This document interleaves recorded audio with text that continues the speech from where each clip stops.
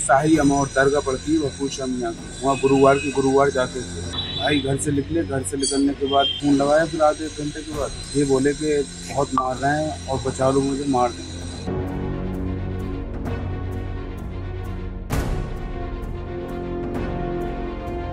भाई किसी ने मारा, शक तो खैर है कुछ लोग, मगर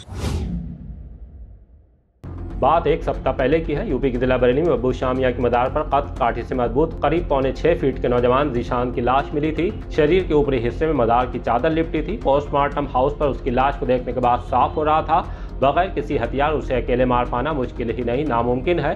तब ये मामला चौंकने का सबब बन गया था जब द लीडर हिंदी से बातचीत में ज़ीशान के छोटे भाई आयान ने कहा था कि भाई को कत्ल किया गया है।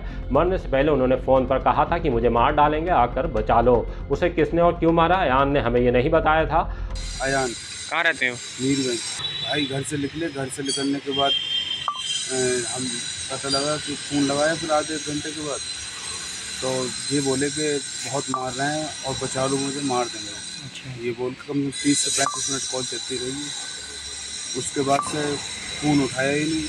हमने सबने ढूंढा, ये भी नहीं पता था कहाँ थे लोगों। फुटेज देखते कैमरों की तो पता लगा कि वहाँ पहुँचे हुए। कहाँ पर पहुँचे थे? शाही अमौर दरगाह पड़ती है वफूर शामिया की, वहाँ गुरुवार जाते थे। मैं और मेरे बड़े भाई जाते संग में थे हमेशा, लगभग 6 से 8 महीने जाते थे। दरगाह से लगभग 400-500 मीटर की दूरी पे आड़ में को जंगल था, क्या था? जंगल था, जंगल में ही दरगाह है। किस अवस्था में मिले थे वो? पेड़ से एक कोना मजार का गले में बंधा हुआ था, एक कोना पेड़ की डाल से बंधा हुआ था, और जबकि वो डाल वजन तक झेलने के काबिल नहीं था और बैठे हुए थे। मृत्यु भाई को किसी ने मारा। किसी से कोई रंजिश या विवाद रहा हो? कभी विवाद, कभी रंजिश हुआ नहीं।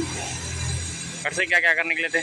घर से कुछ कह के नहीं निकले थे। सुबह कह के लेकर निकले थे कि गाड़ी धुलवाने जा रहे हूँ, गाड़ी धुलवा कर आ गए थे। फिर बात को गए। क्या करते थे भाई आपके? फुटवेयर शॉप पर बैठते थे।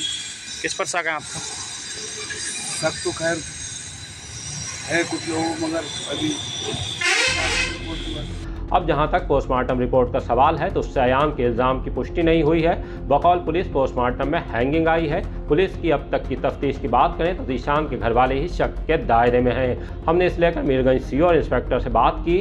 ज़ीशान मीरगंज कस्बे के मोहल्ला अफसरियान का रहने वाला था। जहाँ बब्बू शामिया की मदार पर उसकी लाश मिली वो जंगल का इलाका है, मीरगंज और थाना शाही का बॉर्डर है। यहाँ ज़ीशान कार से गया था। वैसे वो फुटवियर की दुकान पर बैठता था, लेकिन पुलिस के रिकॉर्ड खंगालने पर NDPS का एक मुकदमा भी उस पर दर्ज मिला है।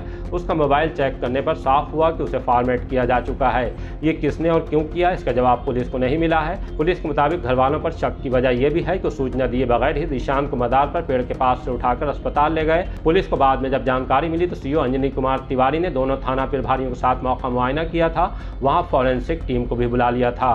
घर वालों का कहना है कि ज़ीशान को कत्ल किया गया है, लेकिन किसने किया ये वो अभी तक नहीं बता सके हैं। अब अगर पुलिस की बात को सच माना जाए कि ज़ीशान ने खुद जान दी है तो इसकी वजह क्या थी, उस तक पुलिस अभी नहीं पहुंची है। ज़ीशान के मोबाइल के CDR निकलवाने के बाद पुलिस ये कंफर्म है घर वालों को सब कुछ पता है, लेकिन वो छुपा रहे हैं। मौत से पहले ज़ीशान की जिन नंबरों पर बात हुई है वो उसके अपनों के हैं।